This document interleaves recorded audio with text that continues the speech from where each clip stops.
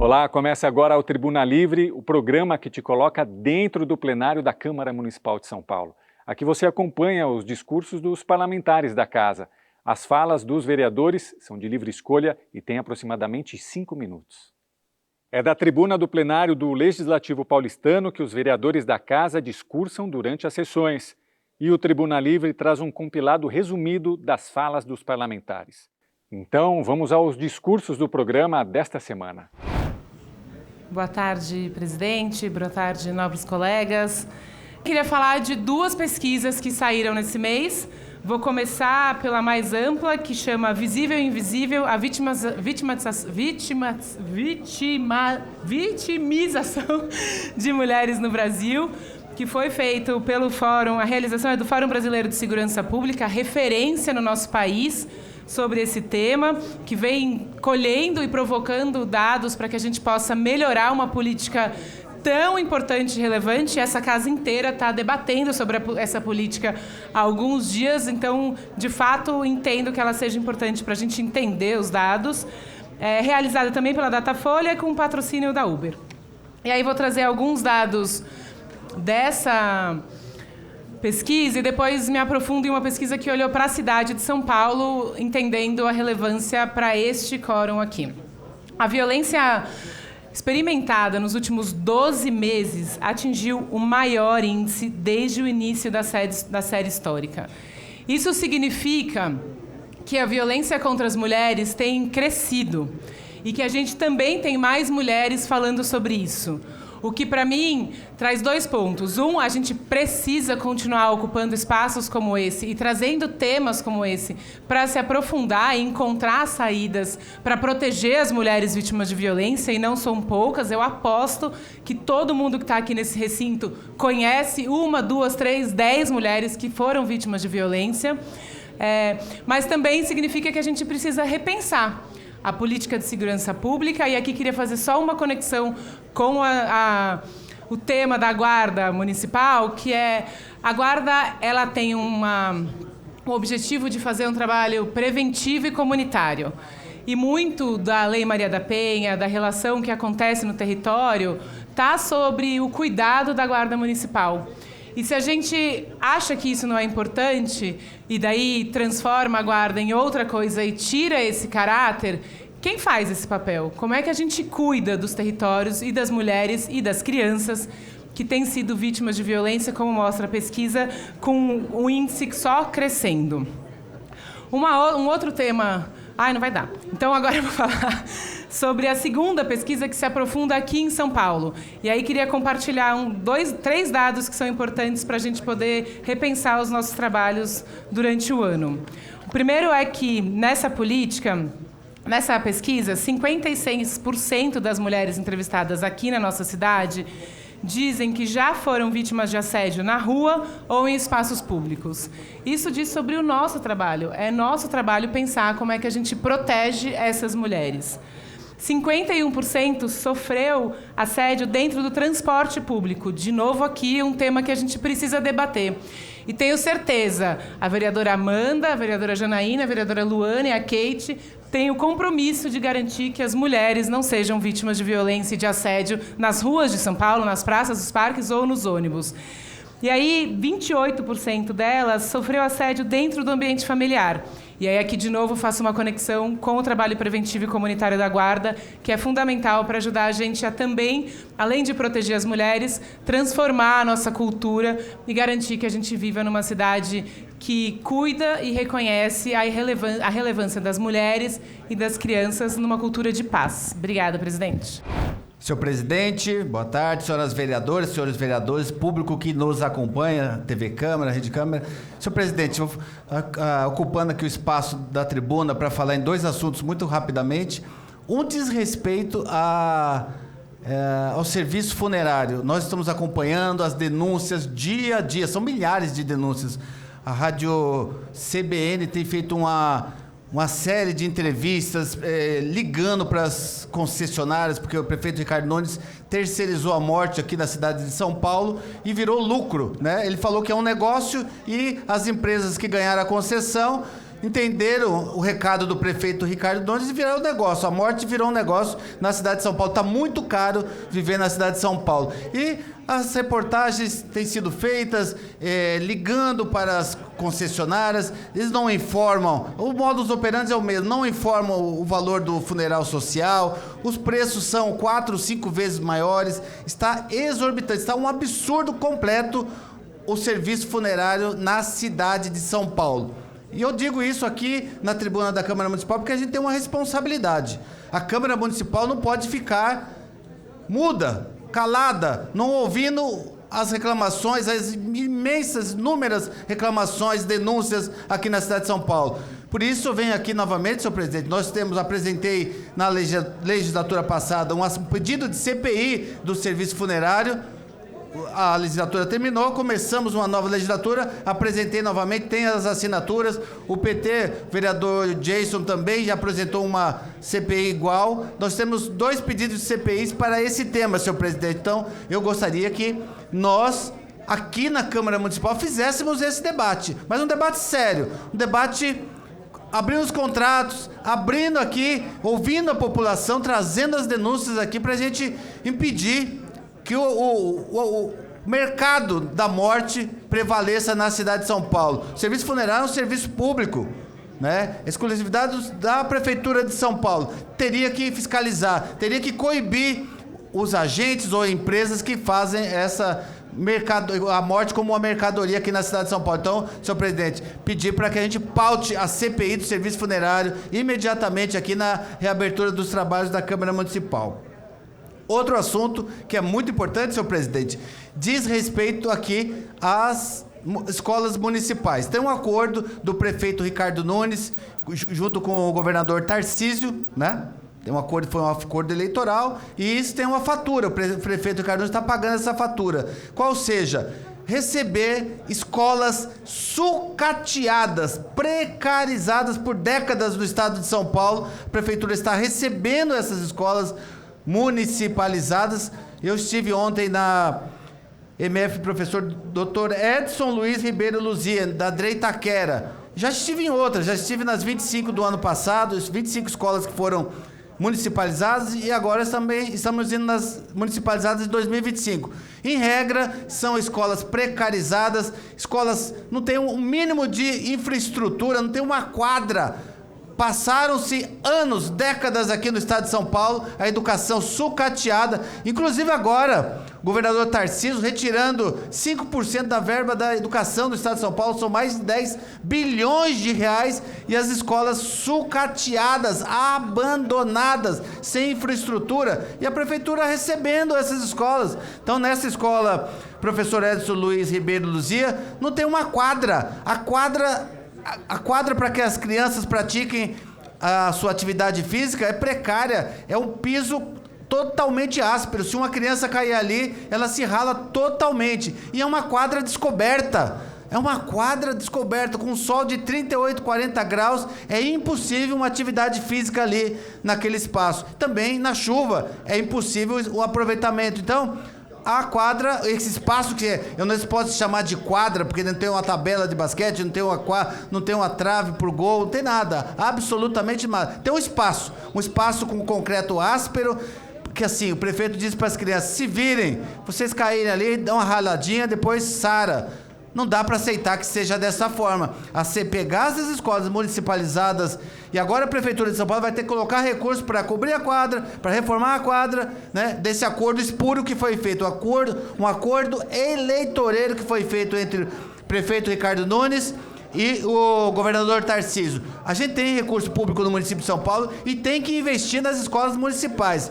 Não dá para fazer como faz o prefeito Ricardo Nunes, que fez, por exemplo, lá no SEI, Celso Daniel, tem um SEI Celso Daniel, Itaquera também, com o SEI Dorothy Steng, 2 SEIs perto um do outro.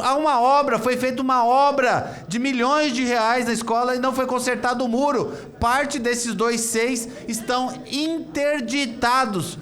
E uma obra de milhões de reais e o SEI está interditado, parte. Então as crianças são privadas de utilizar esse espaço público, porque há uma incompetência, uma irresponsabilidade do prefeito Ricardo Nunes com o recurso público na cidade de São Paulo. Há desvios aí, a gente inclusive está concluindo, senhor presidente, com uma CPI daqui das obras das escolas, porque é uma vergonha, um absurdo o que está acontecendo também com essas reformas das escolas, porque a grande maioria das vezes a gestão escolar não tem acesso ao projeto executivo e não sabe o que a prefeitura contratou com as empresas aqui, com a SP Obras, para fazer a reforma, e o dinheiro vai embora, e as crianças ficam nessa situação. SEI Celso Daniel, vizinho ao SEI Dória Steng, os muros caindo, parte interditada, e uma obra milionária que não contempla os muros. Então, inadmissível, senhor presidente, essa situação. A gente vai encaminhar, inclusive, uma denúncia para o Ministério Público e para o Tribunal de Contas do município para apurar essa situação. Muito obrigado, senhor presidente.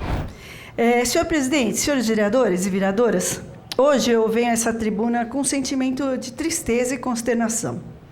A violência fez mais uma vítima, e dessa vez foi a jovem Vitória, de apenas 17 anos, que teve a sua vida interrompida de maneira brutal e covarde. Uma adolescente cheia de sonhos, planos para o futuro, e assassinada de uma forma cruel, sem ter sequer a chance de se defender. É difícil encontrar palavras para descrever a dor de uma perda como essa. Como mãe, me solidarizo profundamente com a família de Vitória, porque sei que não há um sofrimento maior do que perder um filho. Nenhum pai, nenhuma mãe deveriam passar por isso, isso não é natural. O lar, que antes era cheio de alegria e esperança, agora carrega um vazio impossível de ser preenchido. Vitória fez parte do CREIO, o grupo ao qual de adolescentes da Assembleia de Deus, Departamento dos Adolescentes, o qual eu tenho o privilégio de liderar.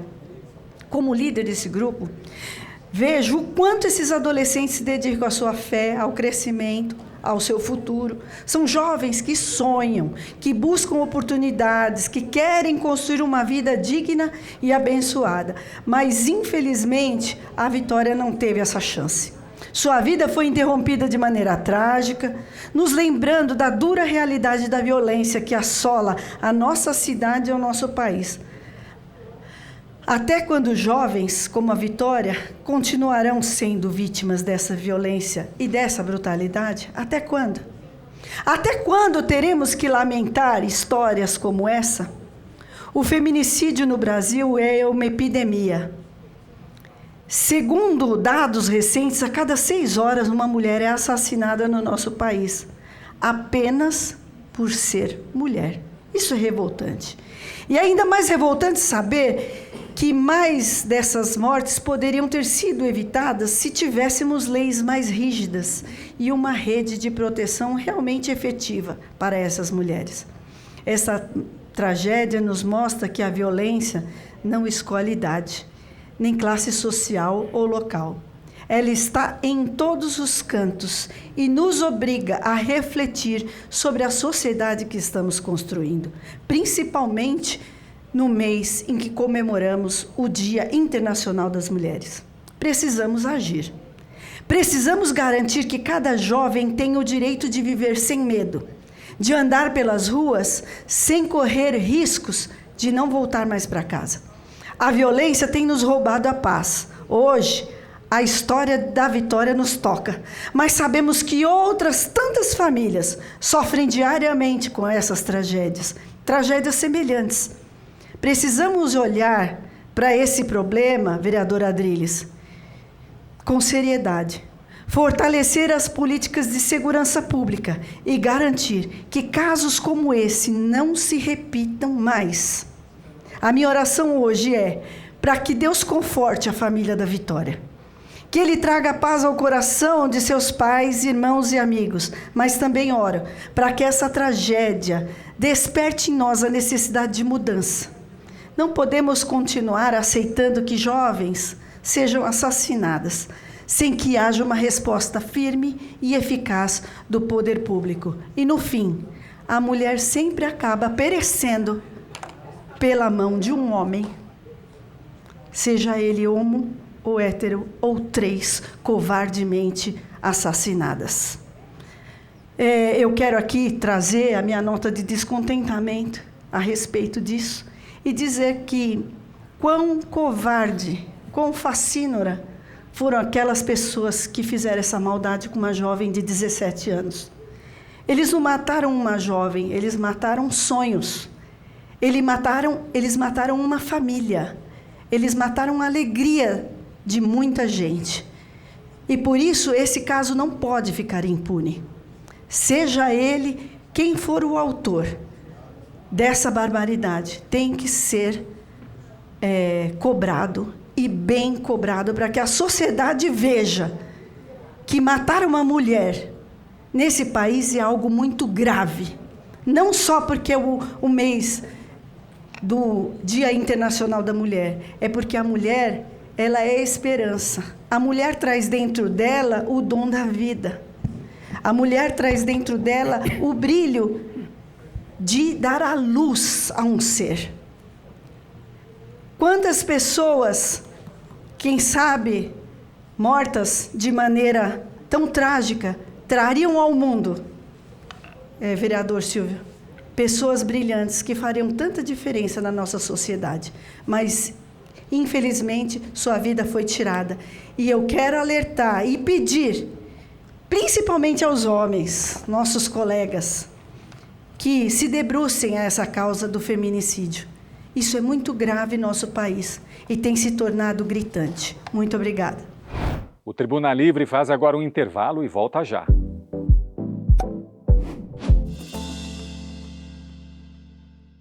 Continue de olho no trabalho dos vereadores, acesse a nossa playlist no YouTube por meio desse QR Code que aparece aí na sua tela e saiba tudo o que acontece na maior casa legislativa da América Latina.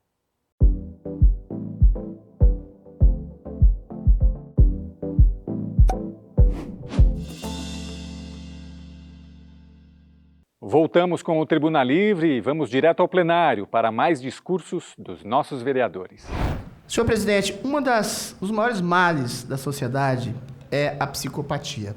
A psicopatia, ela não vê nenhum tipo de barreira para cometer qualquer crime, por mais monstruoso que seja.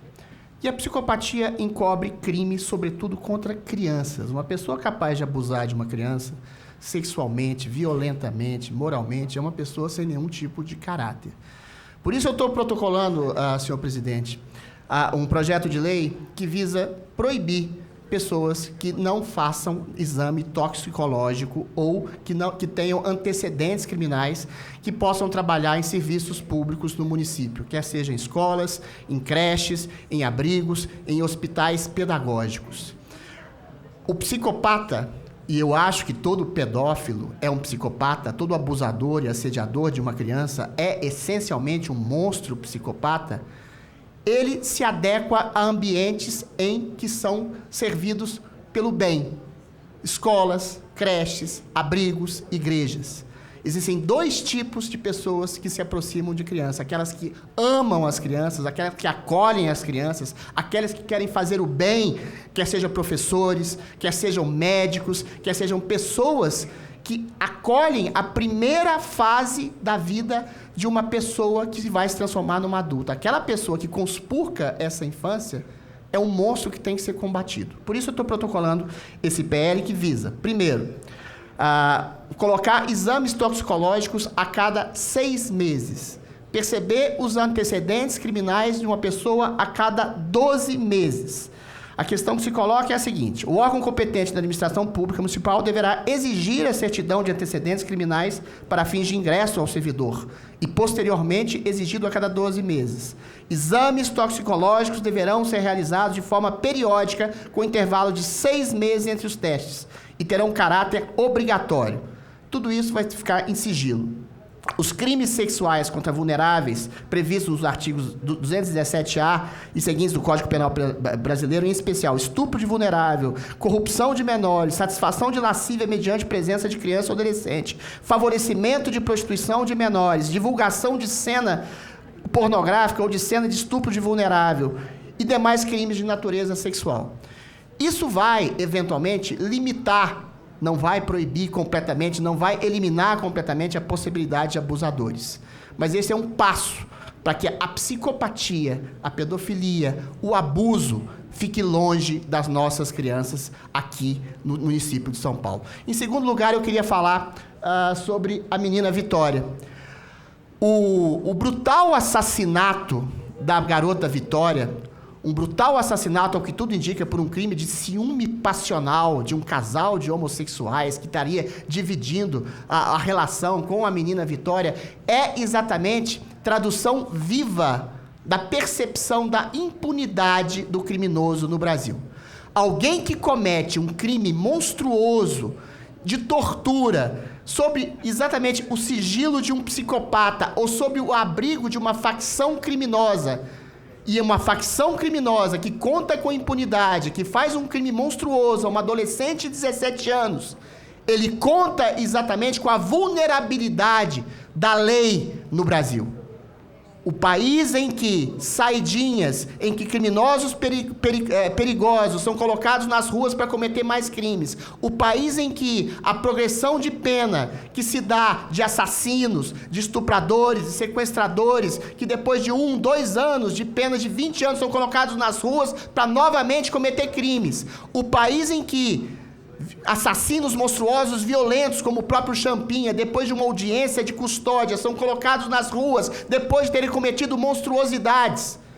A monstruosidade do crime contra a menina Vitória é a monstruosidade da leniência da justiça brasileira para com o criminoso. A gente vive num país em que uma mulher que pichou uma estátua, em que um homem que foi condenado a 17 anos de cadeia. A gente vive num país em que o crime de opinião ou de invasão de propriedade é tido como golpe de Estado. A gente vive num país em que monstros são periodicamente soltos, desde estupradores, desde assassinos, até chefes do narcotráfico que encobrem os piores crimes de monstruosidade. Então, o crime monstruoso contra a Vitória é o crime que traduz a possibilidade de liberdade de um criminoso que conta com a complacência, com a leniência e, em grande medida, com a omissão da justiça brasileira, senhor presidente. Aí, muito obrigada, presidente. Obrigada, Adriana, o pessoal da mesa. E eu retorno a esta tribuna porque eu preciso falar de um assunto muito importante que tem tumultuado a internet nesses últimos dias. O Frei Gilson virou assunto, né, da internet nesses últimos dias. O Frei Gilson, que tem irritado, né, muita gente, ou melhor, uma pequena minoria, por conta das suas lives.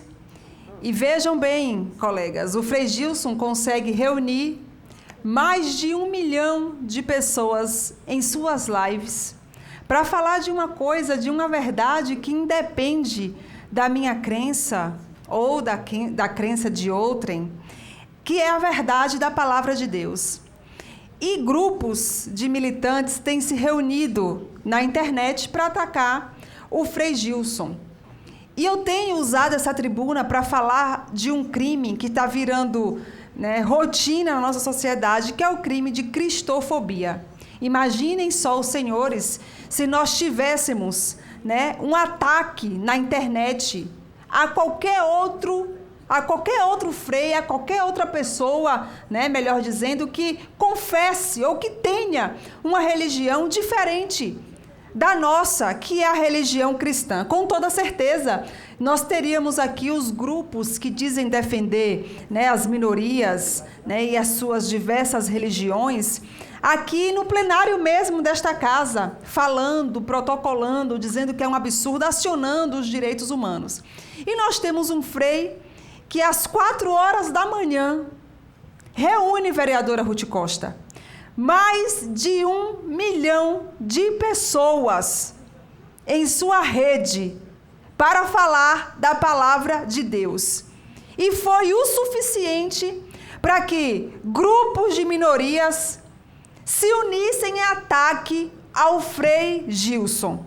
Todos sabem aqui, a maioria, acredito, que sabem a fé. Eu sou evangélica, mas o ataque ao cristianismo, ele precisa conversar com todos aqueles que têm a mesma vertente de crença. E o que está acontecendo com o Frei Gilson é um ataque covarde daqueles que dizem defender a liberdade, sobretudo a liberdade religiosa. Nós vivemos tempos de cristofobia, em que podem se fazer a encenação de Jesus beijando o diabo. Olha lá Jesus indo dar um beijo no diabo. E sabe qual é a manifestação de intolerância religiosa, Silvinho, que a gente tem? Nenhuma. Não existe medo, temor, porque não existe nenhuma provocação por parte do Ministério Público, por parte dos direitos humanos, não existe uma comoção. Podem arrastar, podem fazer a encenação de Jesus em qualquer lugar, podem fazer piada, colocar Jesus em cima de uma árvore, descaracterizado da sua santidade. E sabe o que acontece? Nada. Não acontece nenhum tipo de manifestação dos movimentos que dizem defender a liberdade religiosa. E o crime de cristofobia precisa ser combatido. O crime de cristofobia precisa ser denunciado. Porque nós temos vivido isso no Brasil.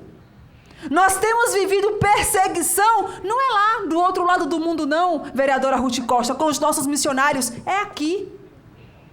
É uma liberdade mentirosa. Uma liberdade que diz apenas sobre o que eles querem. Sobre os espaços que eles querem ocupar. Mas não respeita quem já está nesse espaço há muito tempo. É uma liberdade excludente. É uma liberdade que quer amordaçar.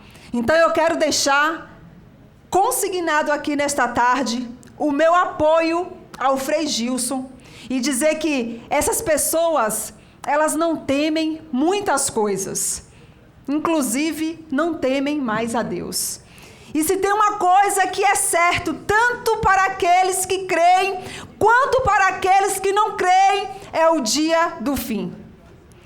Esta verdade independe da crença de qualquer pessoa, porque o julgamento, porque o fim vem. E todas essas pessoas, todos nós vamos um dia estar diante de um juiz que não se engana, um juiz que não é envolvido pelos sentimentos de quem lhe rodeia, um juiz que é santo e um juiz que é reto, e que vai julgar com justiça todas as nações da terra. Eu quero mais uma vez exaltar aqui a todas as pessoas que confessam a mesma fé que o Frei Gilson, dizendo que vocês não estão sozinhos. E enquanto houver voz neste parlamento, a hipocrisia de uma liberdade que tem mais a ver com libertinagem não passará desapercebida. O fim vem para aqueles que creem e para aqueles que não creem. Muito obrigada, presidente. E este foi mais um Tribuna Livre, e através deste QR Code na tela, você será direcionado para a lista de programas no nosso canal oficial no YouTube. O Tribuna Livre é transmitido toda segunda-feira, às 2h30 da tarde. Obrigado pela sua audiência, até a semana que vem. Rede Câmara São Paulo, sua conexão com a política da cidade.